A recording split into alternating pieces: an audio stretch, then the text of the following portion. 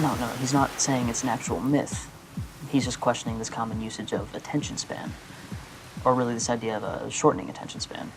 So he doesn't think that this is happening. You're constantly talking about how no one can finish a book anymore. Yes, that's exactly the point. I'm bookish. We're both bookish. So what he's saying is that when we talk about attention, we're biased toward reading.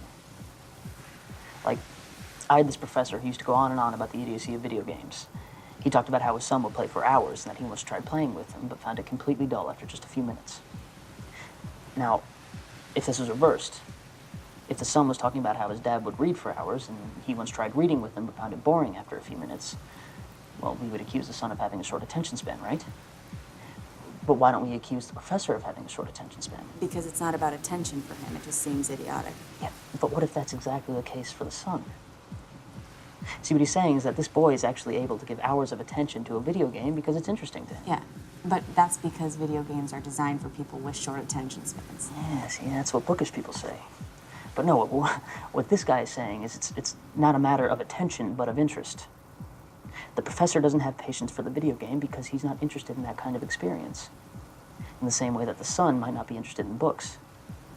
And it's not that he doesn't have the ability to pay attention. Clearly he does. Like the professor, he's able to pay attention for hours if he finds something interesting.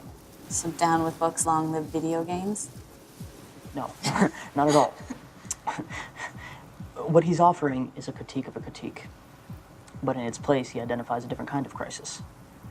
Not the crisis of attention, but the crisis of interest. See, to talk about attention is its own kind of distraction. Okay. Kids pay attention to things that interest them. The real question is, what interests them? Or us? Are we losing interest in things that matter? Words on a page, for instance. But yeah, see, maybe that's not so important. What about everyday life? Are we losing interest in everyday life? You got all this from Marginalia? Well, you know, he also filled all the blank pages in the back.